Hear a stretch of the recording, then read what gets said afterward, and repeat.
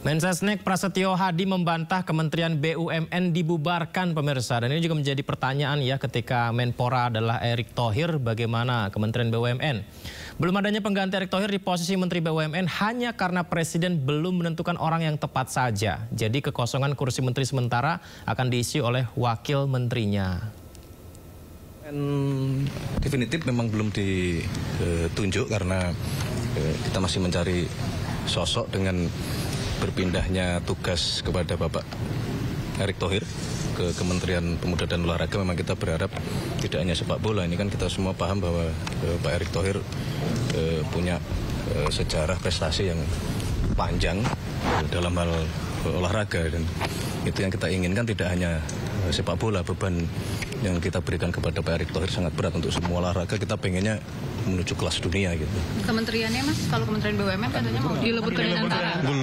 Belum. Jadi masih Kementerian PLT-nya belum keluar Mas. Kemungkinan dari Wamen. Tapi berarti akan dilebur sama ke Danantara, Mas? Belum kan, iya kan sekarang sedang proses ya. Danantara juga sedang proses membenahi manajemen dan operasional di BUMN kita. Nah, kalau kemudian nanti dalam perjalanannya itu kita perlu melakukan perubahan terhadap kementeriannya, nanti kita lihat. Berarti masih PLT-nya Mas Aminuddin atau Pak Doni atau Belum. Berarti masih Saya belum tanda tangan interimnya. Reshuffle kabinet memang hak prerogatif presiden, tapi bolehlah kita akan mendiskusikannya ya. Reshuffle kabinet yang kembali dilakukan Presiden Prabowo Subianto. Kali ini 11 pejabat baru dilantik. Dan poros Hambalang semakin bertambah porsinya dalam pemerintahan. Sementara itu posisi Menteri BUMN ini masih kosong karena Erick Thohir dipindah jadi Menpora. Nah, seberapa efektif reshuffle kali ini dan apakah orang-orangnya sudah tepat? Kita akan bahas bersama narasumber istimewa kita. Ada Sekjen DPP Partai Perindo Ferry Kurnia, pengamat BUMN Toto Pranoto, dan pengamat politik Adi Prayitno. Assalamualaikum, selamat malam Bapak-bapak semua, apa kabar? Alhamdulillah baik. Malam. Ya. Terima kasih banyak sudah bersedia bergabung di Sindo Prime Berdialog. Saya ke Pak Ferry dulu nih. Pak Ferry, apakah reshuffle ini Pak Ferry semata kebutuhan percepatan program kerja atau konsolidasi politik Hambalang, Pak Ferry? Iya, tentunya ini soal perspektif kita bisa melihat dari sisi mana. Tapi yang pasti adalah ketika konteksnya dalam hal bagaimana menguatkan kelembagaan, menguatkan satu upaya-upaya untuk mempercepat atau menjadikan proses pembangunan ini lebih baik lagi, saya pikir ini menjadi hal yang sangat penting. Bisa jadi kan ini, walaupun ini memang menjadi bagian dari hak prerogatif Bapak Presiden, tapi yang paling penting adalah bagaimana akselerasi pembangunan itu betul-betul bisa dirasakan, tidak hanya di satu sisi, tapi seluruh aspek itu bisa dirasakan. Nah, kalau toh memang itu belum dirasakan, berarti kan ada hal yang memang belum optimal. Ketika hal itu belum optimal, maka yang pasti adalah bagaimana mengoptimalkan dengan menguatkan proses kelembagaan yang ada. Jadi bisa jadi salah satu hal yang memang dilakukan oleh Bapak Presiden dengan mereshuffle beberapa pejabat, menteri ataupun badan, itu saya pikir untuk mengoptimalkan kerja-kerja pemerintah. PR kita adalah bagaimana pemerintah betul-betul bisa program-programnya itu dirasakan oleh masyarakat. Dan ini tersampaikan, komunikasi publiknya bagus, programnya betul-betul nyata. Nah, ini yang saya pikir perlu sebuah teamwork yang sangat baik sekali, yang itu dibutuhkan. Nah, dalam konteks itu saya yakin bahwa Presiden tentunya juga atas evaluasi dari banyak pihak, itu juga mencermati terkait dengan soal itu. Saya pikir ini menjadi hal yang sangat wajar dilakukan. Bahwa kemudian ada konteks politiknya, ya saya pikir sah-sah saja menilai seperti itu. Walaupun kalau kita melihat ini kan pemilu masih jauh kan. Tapi yang pasti adalah kita menginginkan bahwa ketika reshuffle ini terjadi, upaya-upaya pemerintah itu betul-betul bisa dirasakan oleh masyarakat dalam konteks kebijakan-kebijakan publiknya yang memang ada, dan bagaimana hasilnya yang nanti dilaksanakan oleh birokrasi-birokrasi yang ada. Itu menjadi poin yang saya pikir cukup strategis yang perlu kita kuatkan. Kemudian Pak Toto, kursi Menteri BUMN nih Pak Toto mendadak kosong nih Pak. Karena Pak Erick ditarik jadi Menpora. Banyak tugas berat katanya di Menpora di olahraga dan pemuda Indonesia untuk bisa ditingkatkan. Nah, kalau di Kementerian BUMN sendiri konsekuensinya apa nih Pak? Ketika kekosongan terjadi di Kementerian BUMN, menterinya kosong, perusahaan-perusahaan plat merah ini dengan kekosongan seperti ini apa konsekuensinya Pak? Ya, sebetulnya dengan telah diluncurkannya Danantara ya, sesuai dengan amanat Undang-Undang 1 tahun 2025 tentang BUMN, maka sebetulnya kan dalam konteks pengelolaan BUMN sekarang secara operasional kan mereka sudah di bawah Danantara begitu ya. Sementara fungsi Kementerian BUMN kan lebih kepada fungsi pengawasan yang paling utama sebetulnya ya. Di samping fungsi-fungsi terkait dengan pembuatan regulasi misalnya begitu ya, atau fungsi lain kaitannya misalnya kalau ada keinginan pemerintah misalnya untuk memberikan BUMN baru misalnya, atau ada kegiatan privatisasi dan lain-lain, maka ini nanti akan dijalankan oleh Kementerian BUMN.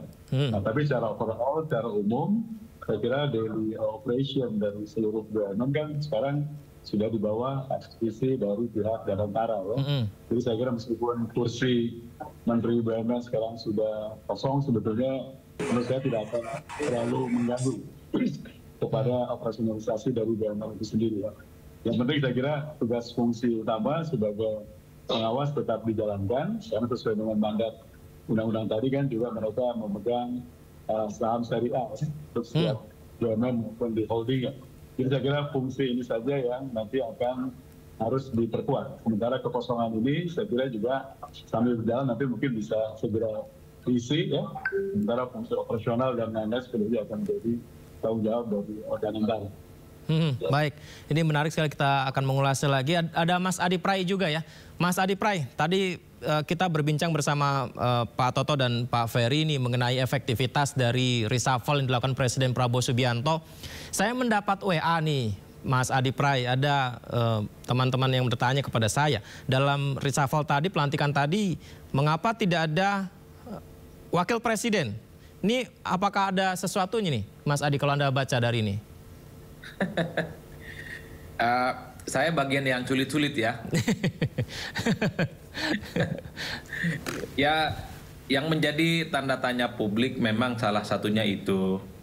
Kenapa misalnya Wakil Presiden Republik kita, Pak Gibran Rakabuming Raka tidak hadir dalam pelantikan yang saya kira ini adalah salah satu momen spesial ketatanegaraan yang saya kira memang mesti dihadiri oleh eksponen-eksponen penting ya. Salah satunya adalah Wakil Presiden. Nah, per hari ini tentu karena kan kita sudah punya jubir baru, KSP baru, kepala kantor komunikasi kepresidenan baru. Semoga ada klarifikasi dan penjelasan kepada publik apa yang kemudian menyebabkan Pak Wakil Presiden Republik Indonesia itu tidak hadir dalam acara yang tadi kita saksikan sebagai momen pelantikan. Tentu ini untuk menepis spekulasi-spekulasi, ada dugaan-dugaan yang mengarah hal-hal yang kemudian ditafsirkan secara politik. Atau jangan-jangan misalnya kalau argumennya lagi di luar kota, kunjungan ke luar negeri, atau ada penugasan lain dari Presiden, ya saya kira publik akan memahami itu sebagai sesuatu bagian dari kerja negara. Itu pertama, Mas. Bagi saya yang kedua yang paling penting adalah setelah menteri, wakil menteri dan kepala badan dilantik oleh Presiden sebanyak 11 orang per hari ini, bagi saya yang paling penting adalah bagaimana pembuktian dari kerja mereka.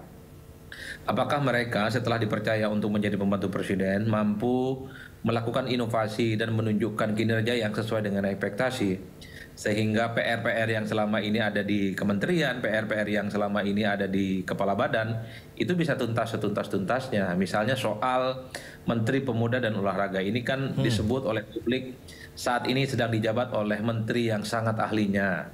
Karena apapun judulnya, Pak Erick Thohir ini kan passion sejak awalnya adalah di bidang olahraga. Dulu publik memang taunya Pak Erick selain pengusaha adalah sosok yang cukup paham terkait dengan dunia sepak bola karena kan menjadi bagian dari salah satu pemilik ya klub Inter Milan misalnya. Setelah ke Indonesia jadi ketua umum PSSI dan per hari ini bisa kita lihat bagaimana persepak bolaan di Indonesia kan relatif mulai diperbincangkan ya di Asia dan di mancanegara relatif kompetitif. Tentu setelah ada Pak Menteri yang baru ini, hal-hal yang sifatnya sepak bola, termasuk juga soal kepemudaan kita, itu sesuai dengan ekspektasi dan harapan-harapan penting.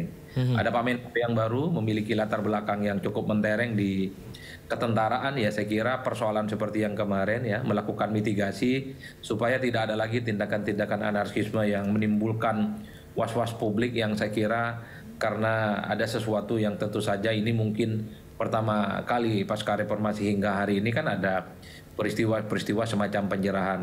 Sehingga dengan adanya Pak Menko, keamanan, ketertiban itu betul-betul dijamin dan tidak ada lagi peristiwa-peristiwa seperti yang terjadi di akhir Agustus beberapa waktu yang lalu, Mas.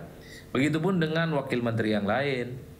Jadi bagi saya yang paling penting wakil menteri itu harus mulai menunjukkan bagaimana mereka itu menjadi wakil yang saya kira dalam banyak hal mampu mengakselerasi keinginan-keinginan presiden, visi misi presiden, dan membantu bagaimana menteri mewujudkan cita yang memang digagas oleh presiden sejak lama. Termasuk kepala badan ya, menurut saya kepala badan terutama yang KSP, kemudian yang kedua adalah kepala kantor komunikasi kepresidenan Anggaraka dan MMS Tergiu. Bagi saya adalah dua ujung tombak untuk menjelaskan apa capaian-capaian istana yang selama ini mungkin tidak pernah bisa diakses oleh publik. Termasuk juga jangan lagi ada soal blunder-blunder dan statement-statement menteri, wakil menteri yang justru menimbulkan kegaduhan. Kalau ini yang dilakukan saya kira ke depan, maka publik akan memberikan apresiasi. Ya. Tapi sebaliknya, kalau beberapa bulan ke depan kinerjanya tidak baik, underperform, tidak sesuai dengan ekspektasi, wajar kalau kemudian menteri-menteri yang baru ini akan dikritik hanya sebatas ganti nama, ganti orang, tapi kinerjanya dianggap tidak layak untuk diapresiasi. Saya kira di situ, Mas. Mas Adi Pray, ini semoga tidak terlalu sulit juga untuk menjawabnya. Pertanyaan berikutnya ini tentang poros Hambalang yang disebut semakin dominan. Nah, ini apakah akan menjadi sehat atau demokrasi untuk demokrasi atau justru tanda oligarki makin kuat, Mas Adi Pray? Saya nggak tahu yang disebut dengan poros-poros itu. Ada yang bilang poros Solo, poros Hambalang, poros Cikias, poros Teguh Umar, dan seterusnya. Kalau yang disebut dengan poros Hambalang itu adalah partai pemenang pemilu, adalah terasosiasi sebagai pemenang pilpres, kalau kemudian dominan dan mayoritas, itu hukum alam, Mas. Jadi sangat wajar kalau kemudian partai pemenang pilpres, partai pemenang pemilu dalam banyak hal, dominasi jabatan-jabatan politik strategisnya, di eksekutif khususnya, itu adalah sesuatu yang penting dan memang seharusnya dilakukan.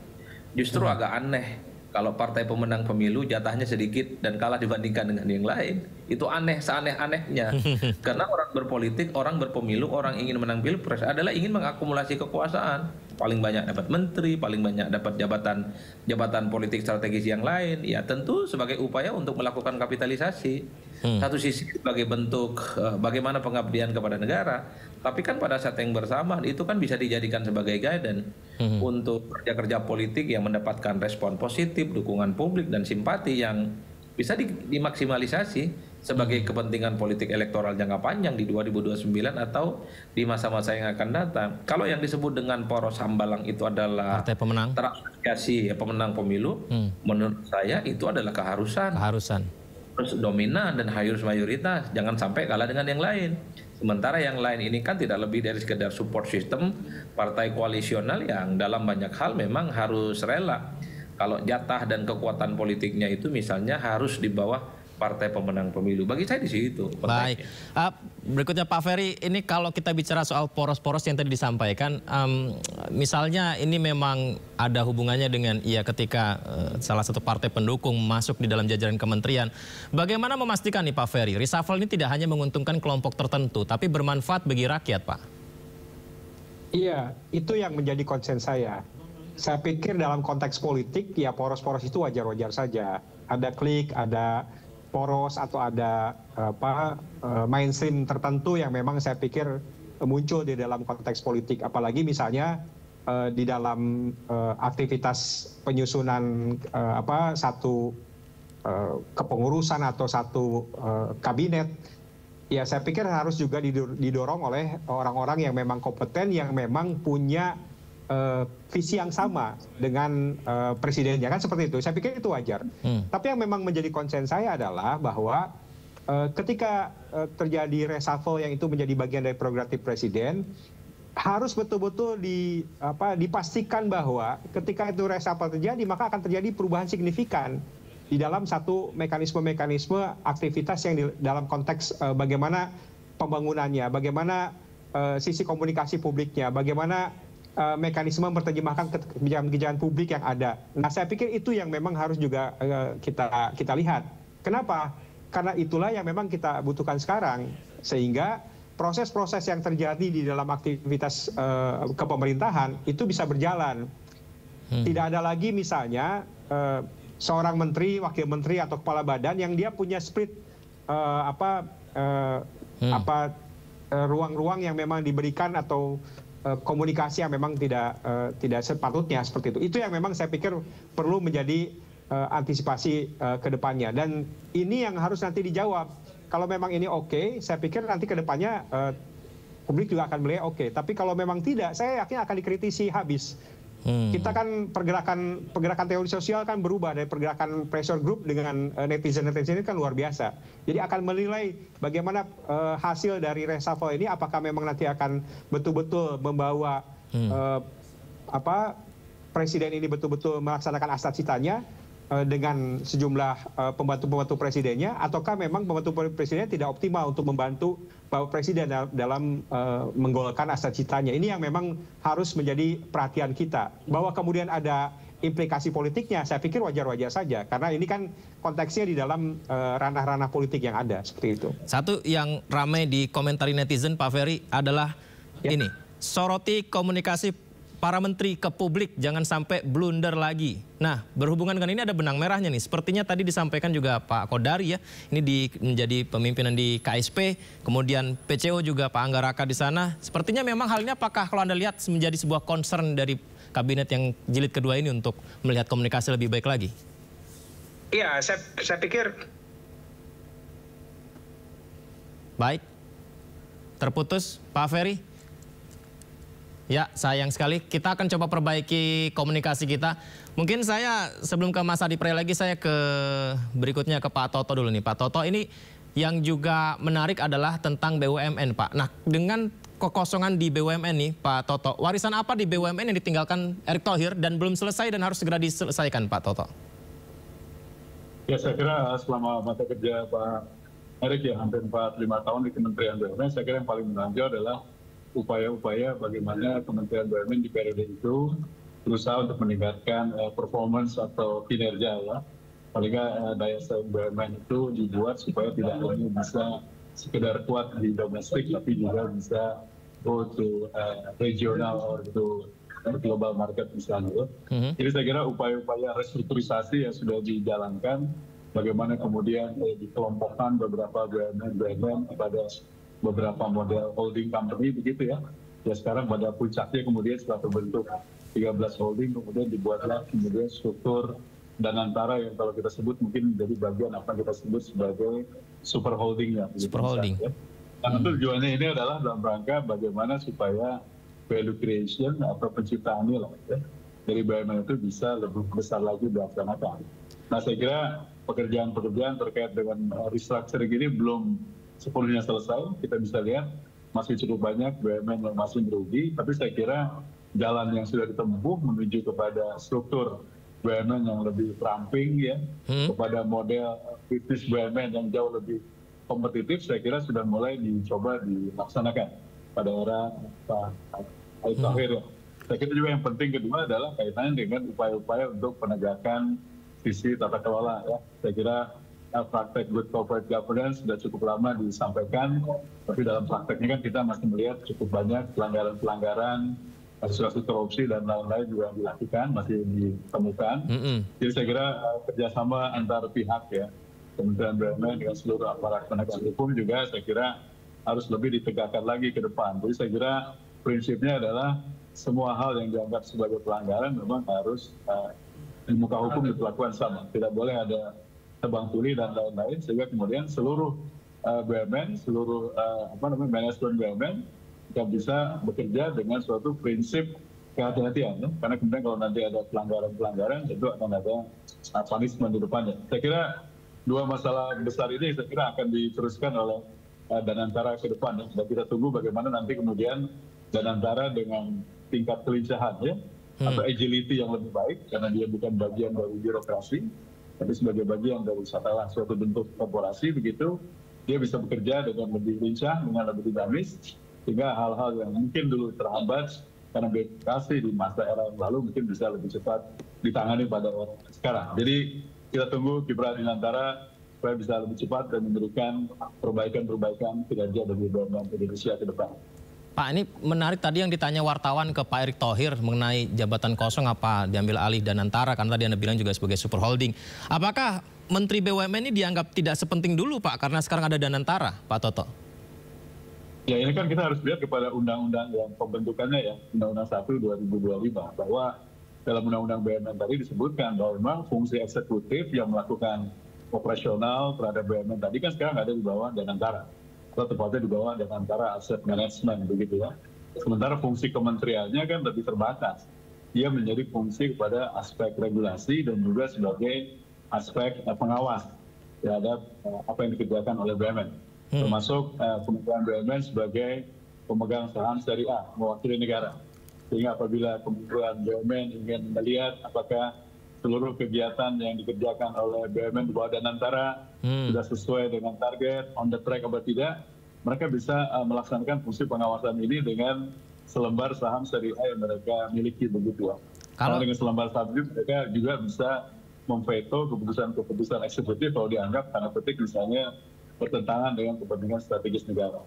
Nah, jadi saya kira ke depan juga memang diharapkan bagaimana supaya fungsi pengawasan itu bukan cuma sekedar stempel saja begitu ya, tapi betul-betul bisa produktif supaya kemudian kerja Danantara bisa sesuai dengan target-target yang telah mereka tetapkan gitu. Tadi Pak Toto juga menyinggung soal efektivitas dan menyelesaikan banyak persoalan di BUMN, ada juga dugaan-dugaan korupsi yang terjadi, apalagi ada statement nih Pak, entah benar salah ya, BUMN seolah kerap jadi sapi perah Pak. Dengan reshuffle ini akankah lebih profesional atau justru semakin syarat kepentingan Pak Toto? Ya, ini kan kita harus lihat ya bagaimana kemudian reaksi publik misalnya atas penunjukan person-person dalam pengelolaan BUMN ya. Jadi menurut saya sepanjang masih ada reaksi-reaksi yang relatif tanda petik negatif, memang ini ada tanda bahwa sinyal bahwa pendidikan orang itu memang harus lebih diperhatikan. Harus lebih ditaruh orang-orang yang kita anggap sebagai yang profesional lah, yang bisa kemudian mengelola BUMN bisa ke depan dengan lebih baik. Jadi saya kira mekanisme yang sudah dijalankan pada era yang baru, misalnya dengan mekanisme seperti fit and proper test untuk penunjukan direksi BUMN misalnya, juga sebaiknya saya kira perlu dilakukan pada saat ada upaya untuk penunjukan juga komisaris di BUMN. Jadi mekanisme ini kalau dijalankan menurut saya juga bisa membuat filter ya, semacam saringan bahwa kemudian orang-orang yang nanti akan ditunjuk memang orang-orang yang punya kompetensi, orang-orang yang punya background yang cukup memadai, sehingga memang kemudian tidak ada lagi keraguan di publik ya bahwa orang yang ditunjuk tadi memang betul-betul bisa menjalankan tugasnya dengan cukup baik dan profesional, baik dalam fungsi eksekusi maupun juga fungsi pengawasan. Nah, jadi saya kira tuntutan publik yang besar kepada Danantara, saya kira salah satunya itu di salah satu faktornya adalah terkait dengan soal tata kelola ini. Jadi saya kira kita harapkan Danantara ke depan akan bisa memberikan citra baru sebagai suatu entitas super holding yang mengedepankan seluruh aspek tata kelola yang baik, profesionalisme dan lain-lain, sehingga memang harapan kita bahwa bisa dikeluarkan lebih baik ke depan itu bisa lebih terwujud. Amin. Baik. Kami masih belum terhubung dengan Ferry Kurnia Rizkiansyah, Sekjen DPP Partai Perindo. Sepertinya masih belum terhubung. Saya kembali ke Mas Adi Pray. Itu tadi Mas Adi Pray yang juga dipersoalkan oleh publik, bahkan netizen yang sering mengkritik tentang menteri-menteri ini adalah cara menyampaikan kepada publik. Yang kadang netizen bilang ini kok blunder gitu yang disampaikan begitu. Sementara tadi Pak Kodari sampaikan tentang KSP ini akan berkesinambungan dengan PCO yang juga sekarang sudah menjadi memberikan komunikasi pemerintahan, tidak hanya presiden saja. Berarti kan benang merahnya dari ini semua kan komunikasi begitu. Apakah ini juga menjadi concern ya Mas Adi Pray dari presiden bahwa dia menyadari hal tersebut dikritik masyarakat? Ya kalau kita mau jujur ya, sejak pertama kali presiden dilantik dan menteri-menteri juga pada saat yang bersamaan dilantik, salah satu yang dikeluhkan oleh publik dan bahkan disampaikan secara terbuka oleh presiden adalah soal beban komunikasi yang dalam banyak hal terjadi pada menteri dan sejumlah wakil menteri yang menimbulkan kontroversi dan kegaduhan. Misalnya dulu waktu awal-awal soal program makan bergizi gratis lah kira-kira begitu, kan kita tahu bahwa yang bersangkutan kan mengeluarkan statement yang menimbulkan kontroversi, dianggap menyepelekan ketika ada temuan-temuan misalnya ada yang mungkin keracunan makan dan seterusnya. Bahkan ada menteri yang mengatakan urusan lingkar pinggang itu kan ada kaitannya lebih cepat meninggal atau tidak dan seterusnya. Ada juga yang kemudian mengatakan kan wakil menteri tidak salah mengatakan bahwa ya kalau mau kabur aja dulu nggak usah balik lagi ke Indonesia dan seterusnya. Jadi yang semacam itu sepertinya memang terlihat sepele dan artifisial, tapi dan belakangan banyak yang sering minta maaf tuh Mas Adi Pray. Iya, dan kalau itu dilakukan oleh pejabat publik tentu menimbulkan kegaduhan kan. Pejabat publik itu harus menjaga betul bagaimana perilaku dan statement-statement politiknya jangan sampai melukai perasaan rakyat. Itu saja kuncinya. Makanya ketika kepala KSP itu kemudian dijabat oleh Mr. Q, ya saya kira salah satu harapan terbesarnya model komunikasi istana kepada publik ya, pesan-pesan yang disampaikan adalah pesan yang sangat mudah dicerna dan yang paling penting tidak menimbulkan kegaduhan. Begitupun ketika PCO secara otomatis ditiadakan diganti dengan kepala kantor kepresidenan kira-kira begitu, bagi saya itu juga menjadi penting, apalagi yang menjabat saat ini adalah orang yang dinilai cukup paham dan cukup dekat dengan Presiden Republik Indonesia. Dua sosok yang tentu saja diharapkan mampu membenahi soal morat-maritnya dan compang-campingnya model komunikasi publik yang selama ini terjadi pada sejumlah menteri dan sejumlah wakil menteri yang dalam banyak hal itu selalu mendapatkan catatan-catatan kritis dan bahkan sorotan tajam kan dari masyarakat secara umum. Bagi saya di situ kerja penting, tapi kalau komunikasinya tidak bagus itu pasti akan menimbulkan kegaduhan. Kerja penting, yang penting efektif, berdampak positif ke masyarakat, tidak menimbulkan kegaduhan. Mas Adi Pray, terima kasih. Pak Toto, terima kasih. Tadi sebelumnya kita juga sudah terhubung dengan Pak Ferry Kurnia ya. Terima kasih banyak sudah berbagi. Semoga saja doa dan apa yang kita sampaikan benar-benar terwujud, dilakukan dengan maksimal oleh menteri-menteri Pak Presiden Prabowo. Selamat malam, terima kasih.